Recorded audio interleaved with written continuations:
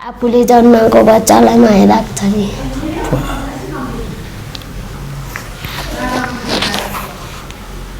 अहिले म धेरै धेरै खुसी छु आफूले जति माया नपाउनु।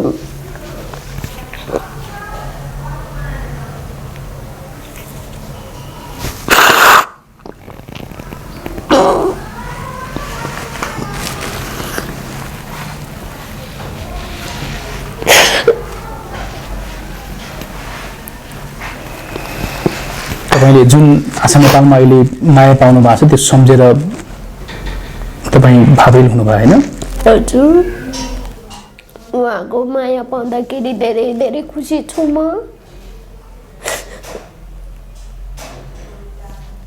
मेरो सपना त पढेर ठुलो मान्छे बन्नु इच्छा।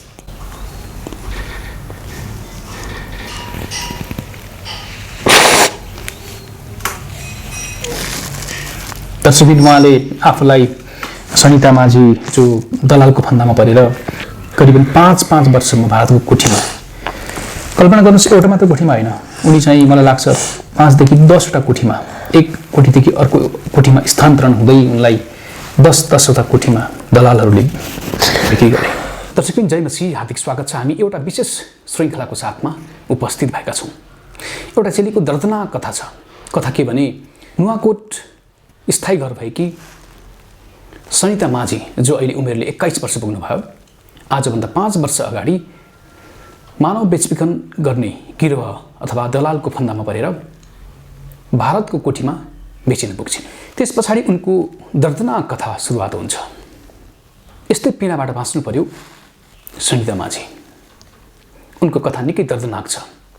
अहिले उमेरले 21 वर्ष पुगिने उनी जब सँगैका साथीहरू स्कुल र कलेज अध्ययन गर्न गइरहँदाखेरि उनी मानव बेचबिखन गर्ने गिरोहको फन्दामा पुगेर भारतको वेश्यालयमा बेचिन पुग्छिन्। 5 वर्षसम्म भारतको विभिन्न कोठीमा, दर्शक एउटा मात्र कोठीमा होइन तर विभिन्न कोठीमा उनलाई दलालहरूले बेचे आफ्नो फाइदाको लागि, रुपियाँ पैसाको लागि। 5 वर्षसम्मको नरकीय जीवन वेश्यालयमा उनले बिताइन्।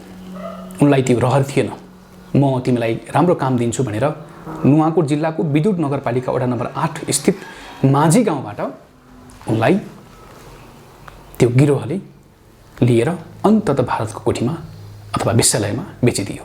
आफू बेचिएको त्यतिखेर थाहा भयो उनलाई, जब उनको शरीरमाथि ग्राहकहरूले यौन शोषण गर्न थाले।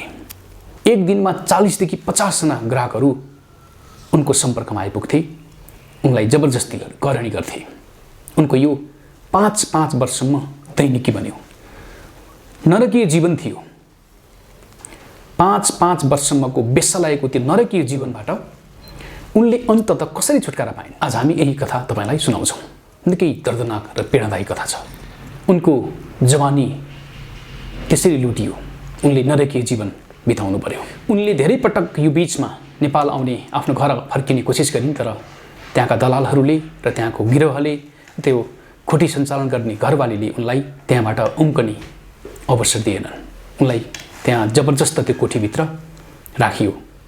दलालहरूको फन्दामा परेर उनी कसरी भारतको कोठीमा बेचिन पुगिन् त? 5 वर्षसम्मको त्यो नरकीय जीवन कस्तो थियो? अन्ततः आशा नेपाल गैर सरकारी संस्था, जो ह्युमन ट्राफिकिङको बीचमा विगत 2 दशकभन्दा लामो समयदेखि सेवा पुर्याउँदै आएको छ, अन्ततः उनलाई भारतको कोठीबाट आशा नेपालले कसरी रेस्क्यु गर्यो? आज हामी आशा नेपालकी प्रमुख बिमला थापाज्यूसँग पनि यो संवाद गर्छौँ। तर त्योभन्दा पहिला जो पीडित हुनुहुन्छ सनिता माझी, जसको बारेमा हामी आज यो कथा तपाईँलाई सुनाउँदैछौँ, उनीसँग हामी यो संवाद गर्न गइराखेका छौँ। दर्शकवृन्द, बाँकी कुरा हामी उहाँकै मुखारवृन्दबाट सुन्नेछौँ।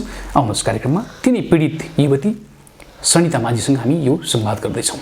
उहाँलाई कार्यक्रममा स्वागत गरौँ। सनिता बहिनी, स्वागत छ कार्यक्रममा। जय मसी, धन्यवाद। तपाईँ अन्ततः कसरी, कस्तो अवस्थामा चेलीबेटी बेचबिखनको गिरोह अथवा यो दलालहरूको फन्दामा परेर भारतको कोठीमा बेचिन पुग्नुभयो? 17 वर्षको उमेरमा हुँदाखेरि अहिले तपाईँ 21 वर्षको पुग्नुभयो।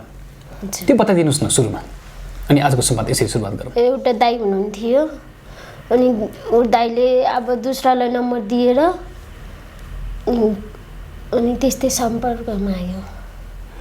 त्यो व्यक्ति जसले तपाईलाई भारतमा लगेर बेच्यो, त्यो व्यक्ति सिधै तपाईको सम्पर्कमा आएको होइन, अर्को व्यक्तिले कसैले तपाईँको नम्बर फोन नम्बर लियो र त्यो व्यक्तिले अर्कोलाई दिदियो न त्यो नम्बर होइन हजुर अनि अर्कोले अर्कोलाई रिसिभ पछाडि तपाईँलाई अर्को व्यक्तिले रिसिभ गर्यो नुवाकोटमा गएर हजुर तपाईँलाई सम्पर्क गर्यो हजुर त्यो कस्तो अवस्थामा कहिले कसरी सम्पर्क भयो तपाईँको सम्पर्क कसरी गर्नुभयो त्यो व्यक्तिलाई तपाईँले अथवा त्यो व्यक्तिले तपाईँको फोन नम्बर कसरी थाहा गर्यो एउटा दाइ हुनुहुन्थ्यो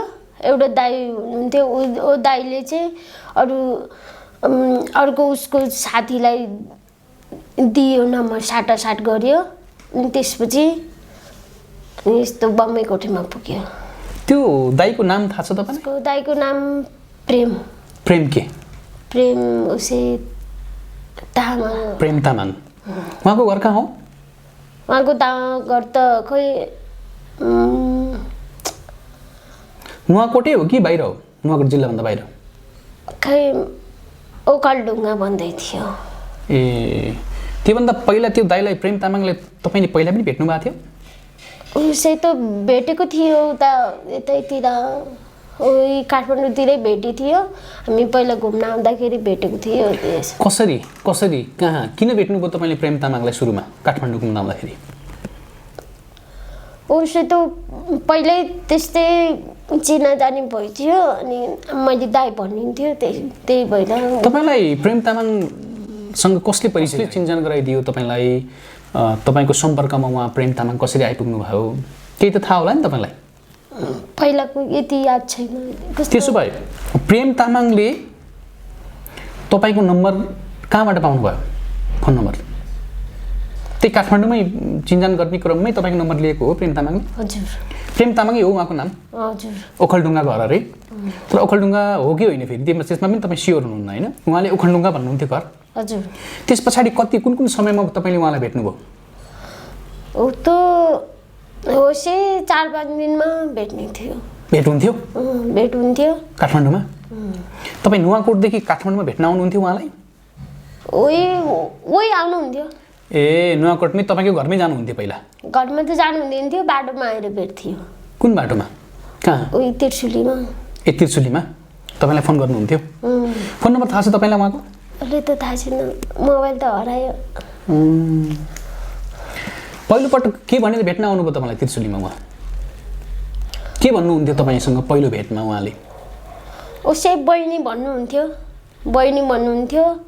ऊ त उसको साथी छ भने चाहिँ मलाई थाहा थिएन अनि ऊ चाहिँ भेट भयो दाइ चिनिन्थ्यो कति पटक भेट्नुभयो तपाईँलाई उहाँले त्रिशुलीमा 4-5 फेर भेट्यो त्यसपछि त उसको साथीलाई नम्बर दिएर अब यस्तो भन्ने थाहै थिएन त्यसपछि तपाईँलाई भेटेको कति महिना पछि उसको साथीले तपाईँलाई सम्पर्क गरे तपाईँको मोबाइलमा उही 4-5 दिनपछि उसको साथीले अनि उसलाई नम्बर दिएछु भनेर यसै खबर आयो त्यही भएर तपाईँलाई फोन गर्यो त्यसपछि के भने त्यो साथीको नाम थाहा छ तपाईँलाई मिलन भन्थ्यो मिलन तामाङ भनेर लामा भन्दै थियो ए मिलन लामा नै हो उहाँको घर चाहिँ कहाँ थियो त्यो उसको घर त थाहै छैन भनेन त्यसपछि तपाईँले मिलनलाई भेट्नुभयो हजुर त्रिशुलीमा भेट्नुभयो कि तपाईँको घरमै बोलाउनु भयो भेटेन कहाँ भेट्नुभयो त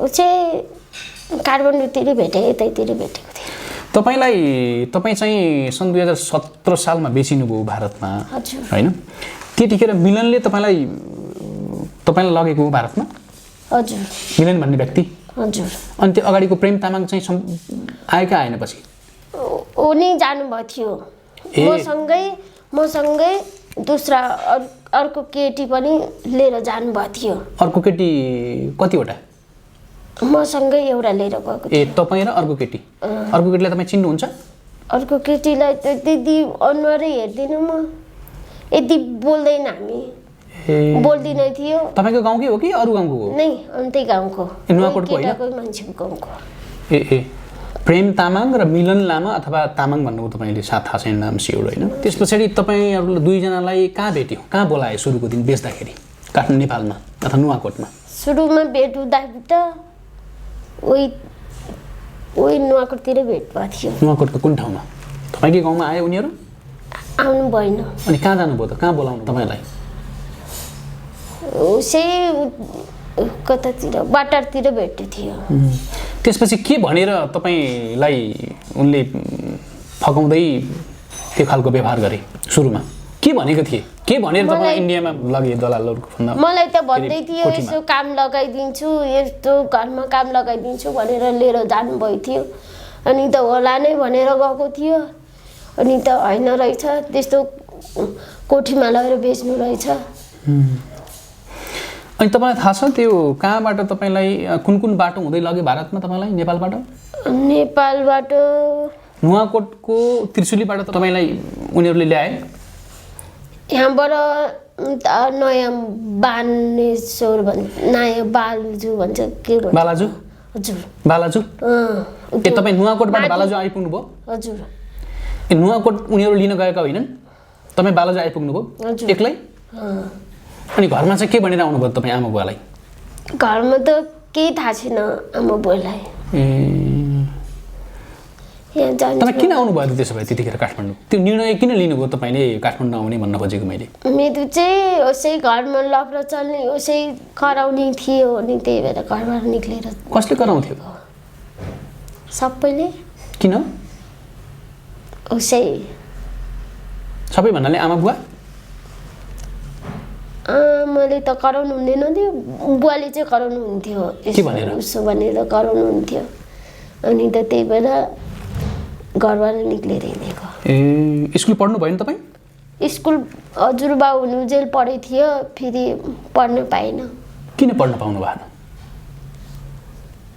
पढाइदिन सक्नु भएन। ए पैसा भएन? कतिसम्म पढ्नु भयो? मेरो 5 सम्म। ए 5 सम्म पढ्नुभयो।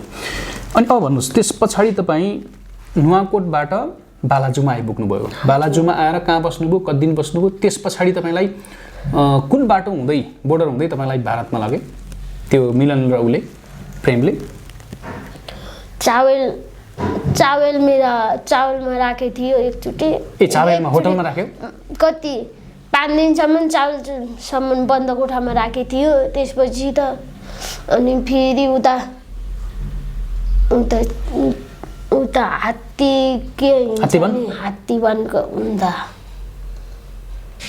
कुन ठाउँ भन्नुभयो?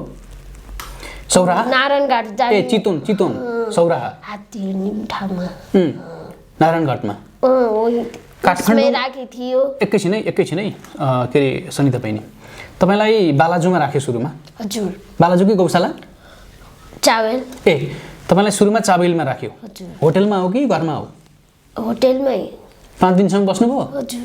बन्द कोठामा बाहिरबाट चाबी लगाउने अनि मान्छे कहाँ गएर घुमेर आउने थाहा छैन। तपाईँ एक्लै? हजुर। 5 दिनसम्म तपाईँलाई त्यसरी बन्द गरेर राखिदियो? त्यो बिचमा तपाईँसँग खाने भित्रै बस्ने बित्दै बाटो जाने बित्दै। तपाईँलाई थाहा छ त्यो होटलको नाम? उसको त अहिले त त्यति याद छैन। अहिले तपाईँ काठमाडौँ हुनुहुन्छ? अहिले काठमाडौँमा त्यो हामी त्यो के अरे बालाजुमा गयो भने त्यो के अरे चाबेलमा त्यो अहिले तपाईँ चाबेलमा जानुभयो भने तपाईँ त्यो होटल देखाउन सक्नुहुन्छ हामीलाई? ओ त याद गर्नुपर्छ।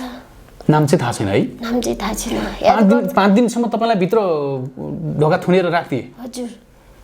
अनि तपाईँलाई के भन्थे त? त्यो तिनीहरू दुईजना आएर के गर्थे तपाईँलाई त्यहाँ? आउँदैन थिए? एउटा मात्रै आउँथ्यो, उही मात्रै आउँथ्यो, उही मिलन भन्ने मात्रै। मिलन मात्रै आउँथ्यो? अनि उसैले त्यहाँबाट कता रिटर्न गर्छ नि, मान्छेलाई यताबाट उता लिएर जान्छ नि, त्यस्तो गर्ने। मिलन भन्ने व्यक्ति चाहिँ कति उमेरको व्यक्ति थियो त्यो तपाईँलाई थाहा छ? उसै दाइ उमेरको छ, त्यो 24-25 वर्षको। हजुर। अनि त्यहाँ 5 दिनसम्म होटलमा राख्दाखेरि अनि होटलको साउजीले तपाईँलाई यसरी किन राखेको छ भनेर प्रश्न गरेन? केही सोधेन तपाईँलाई? अनि त्यो मिलन भन्ने व्यक्ति त्यहाँ आएर तपाईँसँग कस्तो व्यवहार गर्थ्यो त्यहाँ? ऊ चाहिँ अब दुईवटा पलङ हुन्थ्यो, त्यो अब यतापट्टि सुत्न गयो भने उतै सुत्न जाने, फेरि यतापट्टि अब म यतापट्टि सुतेँ भने उतै सुत्न जाने गर्थ्यो। दुईवटा खाट थियो एउटा होटलभित्र, एउटा कोठाभित्र, अनि एउटा खाटमा तपाईँ सुत्नुहुन्थ्यो, अर्को खाटमा ऊ सुत्थ्यो मिलन? अनि 5 दिनसम्म तपाईँहरू रातभरि त्यही सुत्नुभयो? हजुर। अनि के कस्तो व्यवहार गरे त उसले तपाईँलाई राति? त उही पहिला उसमै गरे जस्तै गर्थ्यो। कस्तो? त्यस्तै जबरजस्ती गर्ने अनि त्यस्तै बुझ गर्ने गर्थ्यो। ए तपाईँलाई जबरजस्ती गर्न खोज्यो? हजुर। जबरजस्ती करणी गर्न खोज्यो? हजुर। अनि तपाईँले केही भन्नु भएन? चिच्याउनु भएन? अनि चिच्यायो भने मुख ढालिदिन्थ्यो, मुख बन्द गर्ने अनि त्यस्तै आवाज ननिकाल्ने भन्ने। अनि ऊ बिहान भएपछि ऊ कता जाने थाहा छैन। ए तपाईँको 5 दिनसम्म त्यसो भए 5 रातसम्म तपाईँलाई यौन शोषण गरे? पहिला चाहिँ उनले आफै तपाईँमाथि यौन शोषण गर्यो, करणी गर्यो जबरजस्ती। त्यस पछाडि तपाईँलाई भारतको कोठीमा लगेर बेच्यो होइन? अब भन्नुहोस् त तपाईँलाई त्यस पछाडि 5 दिन त्यहाँ राखिसके पछाडि त्यसपछि नारायणघाट लग्यो होइन? नारायणघाट कहाँ राख्यो तपाईँलाई? उही चितवनमा राख्यो। ए चितवनमा? सौराहामा? ए सौराहामा होटेलमा? ऊ एक्लै थियो कि मिलन अरू पनि थियो कोही? मसँग एउटा केटी थियो, अर्को प्रेम तामाङ होला, उसको नाम प्रेम तामाङ होला। ऊ पनि थियो? तर होटलमा त अर्को केटी र ऊ प्रेम तामाङ त थिएन नि त यहाँ काठमाडौँमा बस्दाखेरि चाबेलमा? थिएन, उताबाट रिटर्न गरेर अर्को लिएर आएको। लिएर आएपछि तपाईँहरू काठमाडौँबाट नारायणघाट सँगै जानुभयो 4 जना त्यसो भए? हजुर। अनि त्यसपछि सौराहामा कति दिन बस्नुभयो? सौराहामा उसै 2 दिन 3 दिन बस्यो। होटलमै? हजुर। होटलको नाम थाहा छ तपाईँलाई सौराहाको होटलको नाम? त्यहाँ गयो भने चाहिँ चिन्छु। अनि त्यहाँ चाहिँ कस्तो व्यवहार गरे उसले, मिलनले र उसले? त्यहाँ त त्यस्तो व्यवहार गरेन, अर्को केटी नै थियो अनि त्यस्तो गरेन। हामी दुईटा केटी एउटै बेडमा सुत्यौँ, केटा 2टा बेड हुन्छ, यतापट्टि एउटा यतापट्टि अब डबल बेड हुन्छ, 2जना सुत्ने। त्यो केटी कस्तो खालको केटी? अनि त्यो केटी पनि तपाईँ जस्तै त्यसरी बेचिने बेचिन लगेको केटी हो कि अथवा को केटी हो? केही सोध्नु भएन तपाईँले? केही सोध्नु भएन? झुकेर बस्थ्यो म त डरले होइन? हजुर। अनि किन अब तपाईँलाई काम जब दिन्छु भनेर तपाईँलाई नुवाकोटबाट काठमाडौँ बोलायो, 5 दिनसम्म होटलमा थुनेर राख्यो तपाईँलाई, तपाईँमाथि करणी पनि गर्यो 5 दिनसम्म, जबरजस्त के अरे यौन शोषण गर्यो तपाईँलाई। त्यो हुँदै तपाईँले थाहा गर्नुपर्ने हो। तपाईँ त 17 वर्षको उमेरमा हुनुहुन्थ्यो, तपाईँलाई थाहा थियो नि त यो यस्तो राम्रो होइन भन्ने कुरा। किन फेरि तपाईँ त नारायणघाट जानुभयो त उही त्यही केटासँग फेरि तपाईँ? त्यो थाहा छैन मलाई।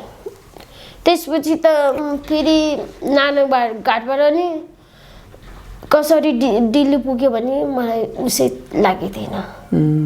नारायणघाटबाट कहाँ? सुनौल हुँदै लगेको बोर्डर? हजुर। सुनौल हुँदै? सुनौली हो। अनि सुनौलमा त तपाईँलाई त्यहाँ चेक गरेर होला नि त प्रहरीले?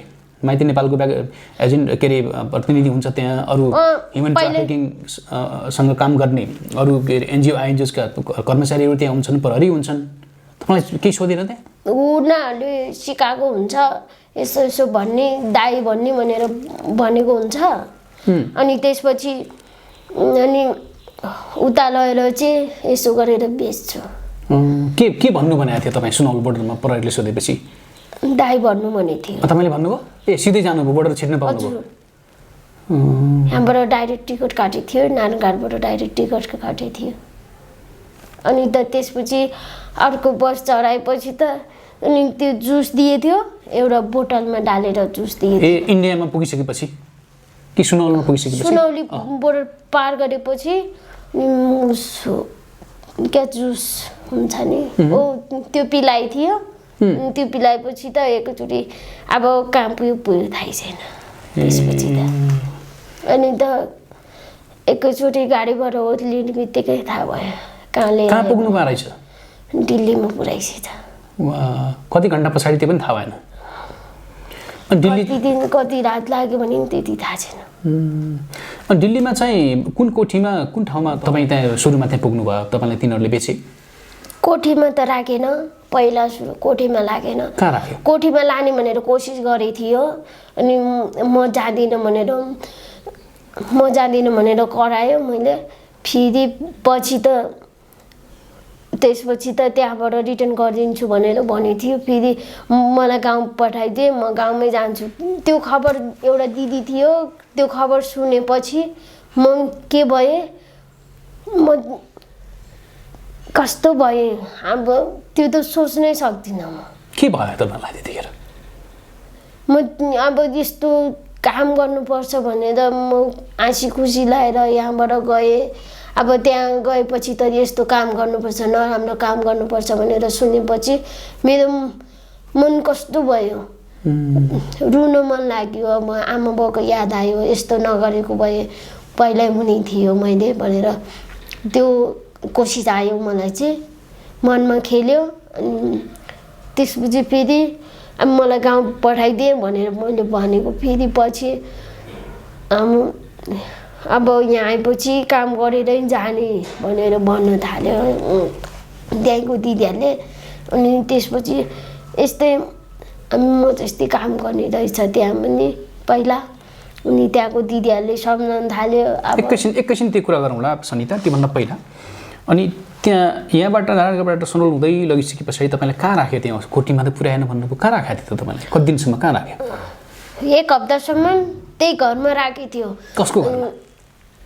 ओइ मिलनको दिदीको घरमा राखेको थियो। ए उसको दिदी भन्ने? दिदी भन्ने। तर ऊ पनि त दलालै हो, दलाली हो, गिरहने हो। हजुर। अनि त्यसपछि त्यहाँ कति 1 हप्तासम्म राख्दाखेरि तपाईँमाथि कस्तो व्यवहार भयो? त्यहाँ त त्यस्तो व्यवहार भएन। एउटा मान्छे थियो त्यहाँ, अब उसकै भाइ पर्ने होला, त्यो दिदी चाहिँ ऊ भाइ पर्ने। त्यो मान्छे चाहिँ म सुतिरहेको बेलामा यसरी छाम्न आइथ्यो। अनि हजुर मैले भनेको तपाईँ यहाँ नसुत्नु, म यहाँ सुत्छु भनेर मैले भनेपछि बल्ल बल्ल फेरि रातभरि त त्यही सुतियो। टर्चर गर्न आएको, हजुर टर्चर गर्न आएको, कराइदियो। कराएर एकछिनपछि फेरि बाहिर गएर उसको बुढी पनि थियो, उसको बुढी भन्दै थियो। ऊ पनि यस्तै कमाउँथ्यो, त्यस्तै धन्दा गर्ने। हजुर म पनि यस्तै हो भनेर भन्नुहुन्थ्यो। अनि केही खाना आउनु भन्यो भने बोलाउँदाखेरि म त जान्दिनँ थियो। अब तपाईँलाई जुन उद्देश्यको निम्ति तपाईँलाई त्यो मिलन र प्रेम भन्ने मान्छेले नेपालबाट भारतमा लगे, काम दिलाइदिन्छु भनेर, होइन त्यो अब होइन म बेचिएको रहेछु भन्ने कुरा तपाईँले फिल गर्नुभयो, त्यहाँ महसुस गर्नुभयो त्यहाँ पुगेपछि 1 हप्तासम्म? हजुर। त्यसपछि चाहिँ कहाँ लियो तपाईँलाई त्यो गिरहहरूले, दलालहरूले?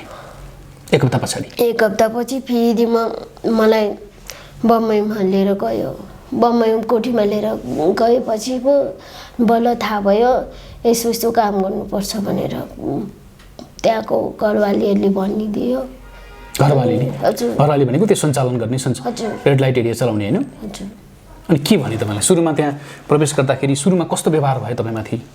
कसरी थाहा गर्नुभयो तपाईँले म चाहिँ बेचिएको रहेछु भनेर? कतिखेर थाहा गर्नुभयो तपाईँले? अनि त्यहाँ अरू दिदीबहिनीहरू नि हुनुहुन्छ।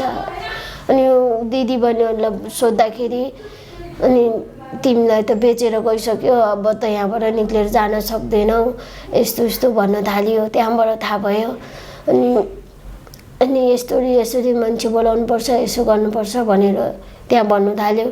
अनि त्यसपछि अनि जबरजस्ती यस्तो नगयो भने जबरजस्ती यस्तो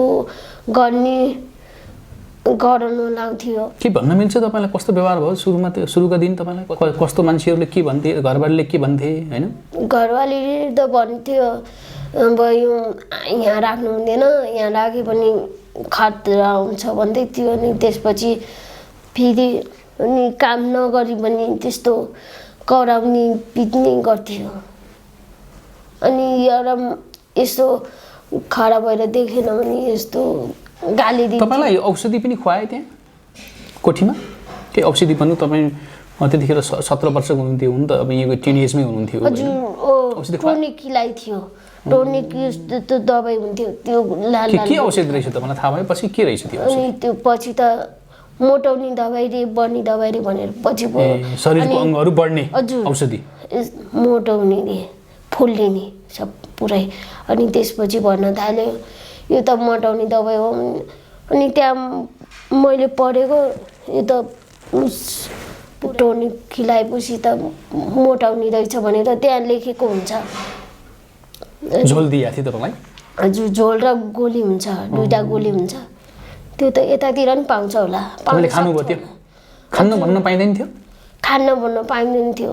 खानै खानु पर्थ्यो पर्ने हजुर खानै पर्ने त्यस पछाडि के खाइसके पछाडि के तपाईँको शरीर चाहिँ आफूलाई अलि के अरे शरीर फुलेको महसुस भयो अनि हजुर कस्तो महसुस हुने थियो अच्छा अर्को कुरो के अरे सनिता बहिनी तपाईँले आफ्नो पुरा कथा भन्छु भन्नुभएको छ आज होइन भन्ने नभन्ने तपाईँ कुरा हो अनि पहिलो पटक पहिलो रात अथवा पहिलो दिन कतिजना व्यक्तिहरू ग्राहकहरू तपाईँको सम्पर्कमा आएर तपाईँमाथि त्यो दुर्व्यवहार गरे यौन शोषण गरे 20-30 जना हुन्थ्यो पहिलो दिन हजुर अनि नाइटमा हुन्थ्यो यसै 3-4 जना सुलाइन अनि गाली दिनुहुन्थ्यो नाइट हुन्थ्यो नि ए नाइटमा सुत्नुपर्ने हजुर नाइटमा सुत्नुपर्ने थियो अनि सुलाइन पनि गाली दिने थियो हजुर के भन्नुभयो गाली दिने किन यसै यो यस्तो हुन्छ नि मान्छे सुलाइन भने यस्तो नाइटमा कस्टमर सुलाउनु पर्छ अरे सुलाउनु भनेको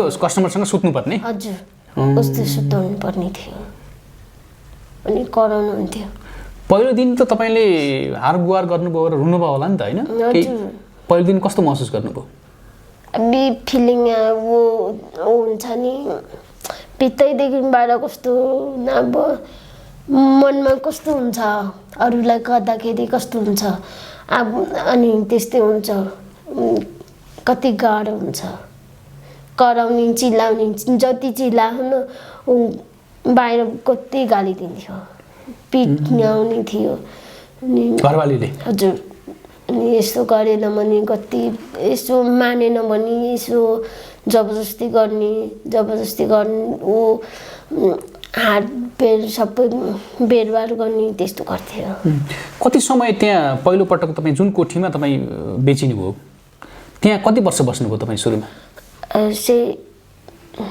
1 महिना 1.5 महिना 1 महिना 1.5 महिना बस्नुभयो त्यस पछाडि त्यहाँबाट अर्को ठाउँ जानुभयो अर्को ठाउँमा पुनामा गयौँ त्यहाँबाट पुनामा कसले लग्यो तपाईँलाई कसले लग्यो वही म पहिला बसेको घरवालीले लिएर जानुभएको थियो अनि त्यसपछि त्यहाँ पुनामा छोडिदिनु भयो पुनामा छोडेपछि त अब पछिको पहिलाको घर पनि नयाँ लाग्थ्यो नि अनि त्यस्तै हुन्थ्यो अब ठुल्ठुलो घर हुन्थ्यो तलबाट मान्छे गराएको हुन्थ्यो अब त्यस्तो महसुस हुन्थ्यो अब कसलाई अब यस्तो भन्न मिल्दैन थियो मोबाइल सुद्धा लान दिँदैन थियो फोन गर्छ भनेर यहीँ बाहिरबाट चेकिङ गरेर जान्थ्यो त्यस्तो हुँदैन थियो पुनामा कति बस्नुभयो त्यो कोठीमा 1.5 महिनासम्म बस्यो 1.5 महिना त्यहाँ बस्नुभयो पहिला बसेको ठाउँ भिमुन्डी मुम्बई हो कि दिल्ली हो मुम्बईमा कल्याण साइड मुम्बईमा त्यस पछाडि पुनामा हजुर 1.5 महिना पछाडि फेरि कहाँ जानुभयो तपाईँ अरू फेरि 1.5 महिना पछि म फेरि मलाई कहाँ लिएर आयो पछि बम्बे कहाँ लिएर आएपछि फेरि तुर्बामा लिएर आयो त्यहाँ 2 दिन बस्यो त्यहाँ छापा मारेर फेरि छापा मारेपछि फेरि मलाई साङ्लीमा लिएर गयो ए प्रहरीले प्रहरी छापा मार्न आउनुहुन्छ भनेर भनेको थियो अनि त्यसपछि रातारात दौडायो मलाई दौडाएपछि साङ्लीमा लिएर गयो मलाई त्यहाँ कति बस्नुभयो 5 दिनसम्म बसेको थिएँ 5 दिन त्यहाँ त्यसपछि कहाँ जानुभयो त्यसपछि म त्यहाँबाट फर्केर आएपछि आग्रामा गयो आग्रा कश्मीर बजार भन्ने चिनिन्छ त्यहाँ चाहिँ कसले लग्यो तपाईँलाई कश्मीर बजारमा या आग्रामा उही जमुना भन्ने मान्छेले ए जमुना के पुरा नाम के हो पातली तामाङ ए पातली तामाङ उहाँको नाम हजुर उहाँ नेपाली हो नेपाली हो कि उहाँकै घरवाली हो उहाँ पनि कोठी सञ्चालन गर्ने घरवाली हो ए त्यहाँ आग्रामा बस्नुभयो कति बस्नुभयो तपाईँ आग्रामा म 6 महिना बस्यो आग्राको कोठीमा तपाईँ 6 महिना त्यहाँ बस्नुभयो हजुर 6 महिना बस्यो 6 महिनापछि फेरि बच्चा पेटमा थियो मैले बच्चा पनि पाएँ 12-13 दिन भएपछि फेरि आग्रा फर्केर गएको बच्चा पाएपछि पाउने बित्तिकै 2 मिनट कति 2 मिनट बस्यो भन्दै थियो खै त्यो त मलाई पछि थाहा भएन किन मेरो त अब हालत बहुत धेरै खराब थियो अब यस्तो बाँच्ने आश थिएन मेरो। अब बच्चा पाएपछि नि बाँच्ने आश थिएन। अब पछि बाहिर निकालेपछि त्यहाँबाट बच्चा पाएर बाहिर निकालेपछि 2 मिनेटपछि ल बच्चा मर्यो अरे भनेर पछि होस आएपछि भन्नु भयो। अनि त्यसपछि मलाई त केही पनि थाहा छैन। अनि बच्चाको उस भएर फिलिङ भएर याद आयो। अनि त्यसपछि त मलाई त केही पनि थाहा छैन। छोरा कि छोरी जन्मियो? छोरा जन्मियो। कहाँ छ के गर्दैछ मलाई केही पनि थाहा छैन। 3 वर्ष भयो अहिले। माया लाग्छ होला नि है? आफूले जन्माएको बच्चालाई माया लाग्छ नि।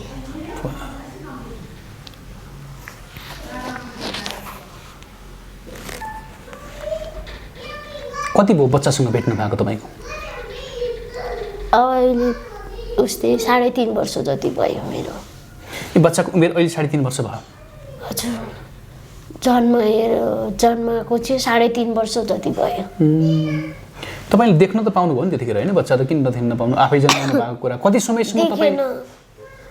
मैले तपाईँ कुरै अझै बुझ्न सकिनँ। आफैले जन्माएको बच्चा आफैले देखेन भन्नुहुन्छ कि जन्माउनु बित्तिकै तपाईँको त्यो बच्चा चाहिँ लगे अर्को लगिदियो?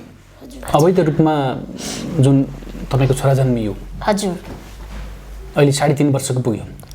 जन्मिने बित्तिकै अस्पतालबाट नै त्यो बच्चा तपाईँलाई देखाइएन? हजुर। अरूले कसरी लगिदियो होइन? मर्यो रे भनेर पछि खबर आयो। अनि त्यहाँबाट बच्चा पाउने घरबाट निकालेपछि बाहिर नुहाउन लिएर जान्छ नि। त्यसपछि अनि लिएर आएपछि बेडमा सुताएपछि थाहा हुन्छ नि। अब भन्छ नि अब यस्तो भएको थियो भनेर पछि भन्नुहुन्छ। डक्टरले त भन्नु भएन, त्यही उही घरवालीले पनि भन्नुभयो।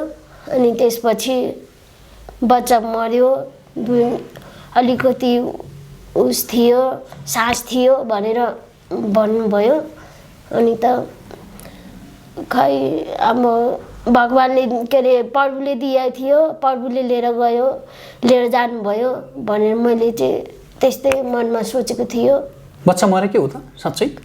थाहा छैन मलाई, मर्यो कि बाँच्यो थाहा छैन मलाई। जीवित छ कि मरेको छ तपाईँलाई थाहा छैन त्यसै भए अहिलेसम्म? तपाईँले त्यो बच्चा हेर्न पनि पाउनु भएन जन्मिने बित्तिकै पनि? ठिक छ। त्यस पछाडि त्यो आगरामा बसिसके पछाडि 6 महिना बस्नुभयो। त्यही बिचमा तपाईँले त्यो बच्चा जन्माउनु भयो होइन? अनि त्यस पछाडि कहाँ जानुभयो त तपाईँ? त्यत्रो 5 वर्ष तपाईँले कोठीमा बिताउनु भएको छ। त्यसपछि म फेरि आग्रै गएँ। त्यही कोठीमा जानुभयो? कति समय बस्नुभयो त्यहाँ? उसै 1.5 वर्ष जति बसेको थियो। धेरै गाह्रो थियो। अब त्यहाँ बस्नुको लागि पनि धेरै गाह्रो थियो। भित्र बस्नु पर्थ्यो। अनि फेरि त्यसपछि अब राम्रोसित खानु त के पाउँथ्यो र? त्यस्तो चाहिँ खाना पनि पाउँदैन थियो? राम्रोसित खानु पाउँदैन थियो। राम्रोसित दिए पनि अब अरूले भन्छ नि जति खाना दिए पनि उति नै बाहिर निकाल्छ भन्थे नि, त्यस्तै उस गर्थ्यो। अनि खाना खान टाइम लगाएर मिल्दैन थियो। खाना खान मिले पनि त्यति साह्रो हुँदैन थियो। अनि जस्तो खाना खायो त्यस्तै छोडेर जानु पर्थ्यो। अनि खाना के मिठो हुँदैन थियो? स्वस्थकर हुँदैन थियो? त्यस्तो त होइन। अब त्यस्तो गर्दाखेरि खाना कसलाई मनभित्र रुच्छ र? त्यस्तो रुच्दैन नि। अनि अरूको बनाइ खाँदाखेरि कस्तो मनमा लाग्छ। मलाई पनि त्यस्तै भयो थियो। अरूको जिन्दगीमा आउनु धेरै गाह्रो थियो। अनि अरूले आफूलाई भन्छ नि त्यस्तै भएको थियो मलाई पनि। अनि 1.5 वर्षसम्म आगरामा बस्दाखेरि कस्तो अनुभव भयो तपाईँलाई? पक्कै पनि त्यो नरकै जीवन थियो होइन? हजुर। अब तपाईँ टिनेजमा हुनुहुन्थ्यो, 17 वर्षको हुनुहुन्थ्यो। हजुर, धेरै गाह्रो हुने थियो। यस्तो 20-30 जनाले गर्दाखेरि यस्तो गाह्रो हुन्थ्यो, धेरै दुख्थ्यो। अनि त्यस्तो हुन्थ्यो। एक दिनमा 20-30 जनाले यौन शोषण गर्थे तपाईँलाई? एक दिनमा? अनि तपाईँ यो भन्न सक्नुहुन्छ तपाईँ करिबन 1.5 वर्ष त्यो आगरामा बस्नुभयो फेरि होइन 1.5 वर्ष त्यसपश्चात चाहिँ त्यसपछि कहाँ जानुभयो त्यसपछि त्यहाँ फेरि के अरे छापा भयो प्रहरीले छापा मार्यो रेड मारिदियो रेड मारेर पुरा त्यहाँको अब कालोकोठी भनौँ न कालोकोठी सब बन्द भयो अनि रेडमा त्यो ताला मारियो अनि त्यसपछि म त्यहाँबाट फेरि त्यहाँबाट 1 महिना 1.5 महिनापछि कोठामा राखेको थियो रुममा यस्तै घरमा राखेको थियो त्यहाँ अब यस्तो खाना अब राम्रोसँग खान पाउँदैन थियो त्यहाँ पनि अब रासन भरेर लिएर आए त खाने हो अनि भर्न पाएन भने त्यतिकै भोकै बस्नु पर्थ्यो अनि त्यसपछि उता लिएर जानुभयो कुन ठाउँ जानुभयो त्यसपछि दिल्ली जानुभयो दिल्ली लिएर जानुभयो फेरि त्यसपछि पनि कसले लग्यो तपाईँलाई दिल्ली त्यहाँ त्यहीँको घरवाली आग्राकै घरवाली के अघि भनेको महिला नै हो उहाँ नै हो त्यहीँको घरवाली थियो त्यहाँबाट मलाई जसले राखेको थियो अनि त्यहाँको अर्को मालिक थियो त्यो घरको मालिक थियो दिल्लीको कोठीमा फेरि तपाईँ बेचिनुभयो त्यहाँबाट फेरि हजुर त्यहाँबाट नि उतै दिल्लीमा बेचे दिल्लीको कुन ठाउँ कुन आग्राबाट फेरि दिल्ली बेचे दिल्लीको कुन ठाउँमा जीबी रोड जीबी रोडमा जीबी रोडको कोठीमा तपाईँ कति वर्ष बस्नुभयो कति महिना वर्ष कति वर्ष उही 1.5 महिनासम्म बस्यो 1.5 महिना त्यहाँ बस्नुभयो हजुर त्यस पछाडि त्यहाँ पनि छापा मार्यो हजुर त्यहाँ पनि छापा मारी थियो अनि त्यसपछि कहाँ लियो तपाईँलाई अनि त्यसपछि फेरि त्यस्तै लगभग त्यहाँ दिल्लीमा बसेर 1 महिना 1.5 महिनासम्म बसेर पनि अनि त्यहाँबाट यस्तो उस भयो कि त्यहाँबाट नि अब यहाँ पनि छापा मार्यो यहाँबाट नि अन्तै ठाउँ हामीलाई सार्छ अब हामी के गर्ने भनेर त्यही उस थियो महसुस थियो मनमा कुरा खेल्थ्यो अब यहाँबाट लिएर गयो भने नि हामीलाई कहाँ लगेर बेच्छ होला भनेर उही कुरा खेल्थ्यो मनमा 2 जना थियो हामीसँग मसँग एउटा साथी थियो नेपाली कि हजुर नेपाली नै थियो उहाँको नाम के थियो उसको नाम चाहिँ इन्डियामा चाहिँ शिवानी भनेर चिनिन्छ अनि अब नेपालमा चाहिँ उसको बुवा आमाले नाम जन्ममा राखिदिएको छ उयो बिमला रुम्बा भनेर चिन्नुहुन्छ कुन जिल्लाको नेपालमा नुवाकोटै पर्छ त्यो ए नुवाकोट जिल्लामै पर्छ हजुर नुवाकोट जिल्लामै पर्छ त्यो ठाउँको नाम चाहिँ के हो जे होस् नुवाकोट जिल्लाकै हो हजुर अनि त्यसपछि अनि हामीलाई उता आसाम साइडमा लिएर जानुभयो त्यहाँ पनि हजुर आसाम साइड कस्तो ठाउँ छ त्यसपछि आसाम साइडमा त्यहाँ गयो कति वर्ष भयो तपाईँ कोठीमा कति वर्ष राखियो त्यहाँबाट नि हामी त रुए थियो यहाँ दिल्लीबाट 2 दिन कति लागेको थियो होला अब खाँदा गर्दा कति पो लाग्यो थाहा छैन त्यसपछि उता राखियो यस्तो कोठीमै राखिदियो बाहिर निक्लिन जानु कति समय बस्नुभयो त्यहाँ कोठीमा तपाईँ 4-5 दिनसम्म बसेको हामी त रुएर फेरि बाहिर निक्ल्न दिने थिएन फेरि बाहिर निक्ले पनि त्यो अब जे उस हुन्छ नि पुलिस आयो भने त्यस्तो आउँछ अरे भनेर भित्र राख्थ्यो कोठाभित्रै हजुर त्यस पछाडि कहाँ जानुभयो तपाईँ 5 दिन पछाडि त्यहाँ आसाम साइडमा बसेर फेरि दिल्लीमै लिएर आउनु दिल्लीमै ल्याएर हजुर कति समय बस्नुभयो त्यहाँ कोठीमा कति राखियो तपाईँलाई त्यहाँ पनि उसै 1.5 महिना राखिदियो सबभन्दा बढी समय कहाँ बिताउनु भयो तपाईँ अघि 1.5 वर्ष आगरामा बिताउनु भयो 1.5 वर्ष होइन अब हामी कार्यक्रमको लगभग अन्त्यतिर पनि छौँ मैले सुने तपाईँसँग अघि अफियरमा कुरा हुँदाखेरि तपाईँलाई प्रहरीले पनि छापा मारेर प्रहरीले लिइसकेपछि प्रहरीले 3 लाख रुपियाँमा बेच्यो भन्ने हामीले सुन्यौँ के हो वास्तविकता हो कहाँको प्रहरीले कहाँनिर कहिले कहाँ लगेर तपाईँलाई बेच्यो तपाईँलाई प्रहरीले बेच्यो भन्ने प्रमाण के छ तपाईँसँग आधार प्रहरीले बेच्यो भन्नुमा अब मलाई त त्यति याद छैन प्रहरीले बेच्यो रे भनेर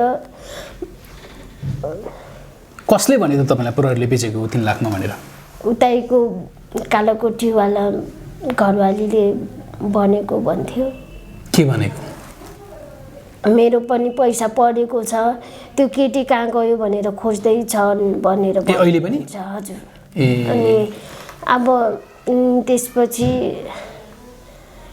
तपाईलाई प्रहरीले बेचेको हो त हुनसक्छ प्रहरीले बेचे पनि अब मैले चिने जति चाहिँ त्यहाँ अब तुर्बनागामा चिने जति चाहिँ एउटा न एउटा चाहिँ त्यस्तो छ भन्नु मेरो चाहिँ भन्नु नै छ।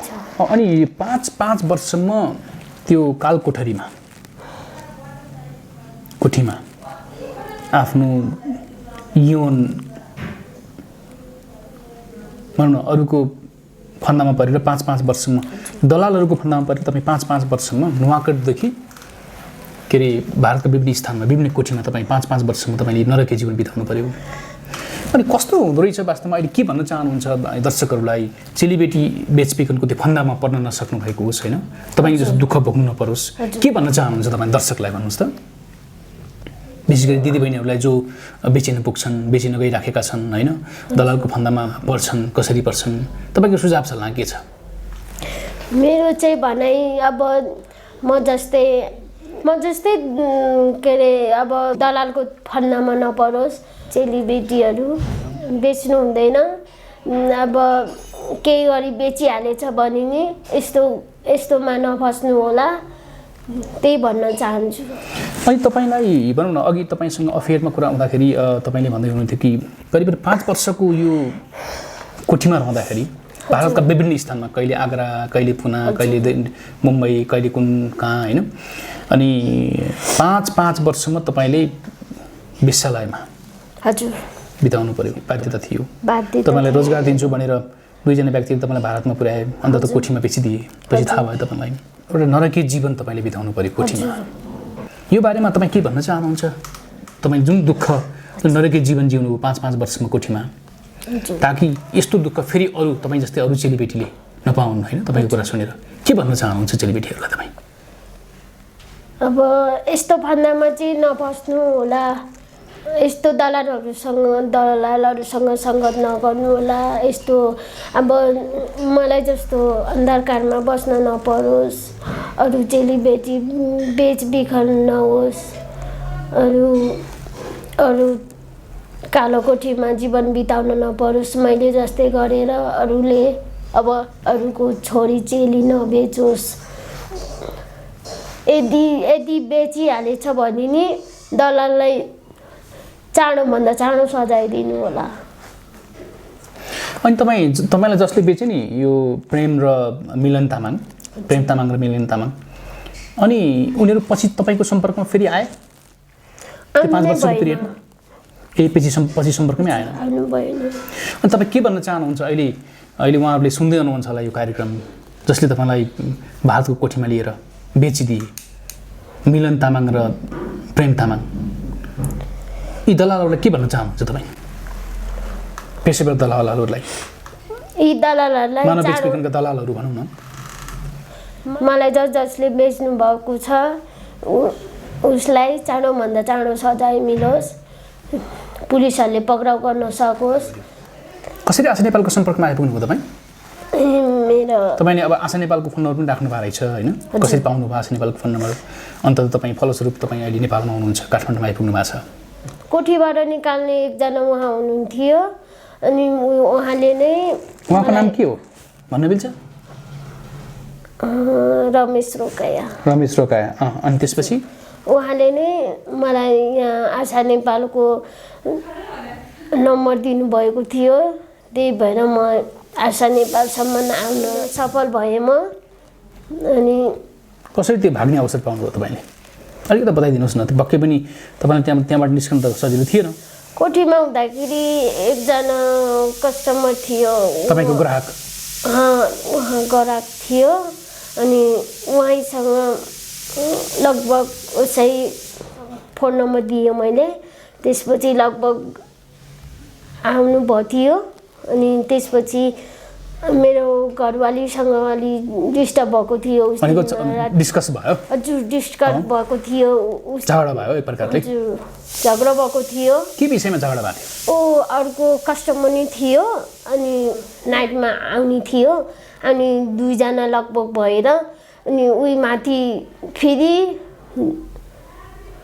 सुत्न जानुपर्ने हजुर सुत्न जानुपर्ने भनेर घरवालीले तपाईँलाई भनेको त्यहाँको मालकिनीले हजुर मसँग चाहिँ अर्कै फोन गरेर नि आउने थियो के नम्बरमा फोन गरेर मोबाइलमा फोन गरेर आउने थियो अनि उसले भन्न थाल्यो म आइरहेको छु अनि म आइरहेको छु तिमी अरूसँग नजाऊ भन्यो हजुर म आइरहेको छु अरूसँग नजाऊ उसलाई चाहिँ दोस्रालाई देऊ भनेर यसो भन्नुभएको थियो अनि मैले उसलाई भनेको तिमी अरूसँग बस म अब मसँग अर्को ग्राहक आउँदैछ भनेर मैले भनेको अनि उस दिनमा राति थियो रात परेको सुत्ने टाइम भएको थियो अनि त्यसपछि उसै 9-10-11 भएको थियो अनि ऊ अब काममा जानुहुन्थ्यो अनि त्यसपछि फोन गरेर यसै 1 हप्ता 2 हप्तामा आउनुहुन्थ्यो अनि त्यही भएर अनि मसँग नि अब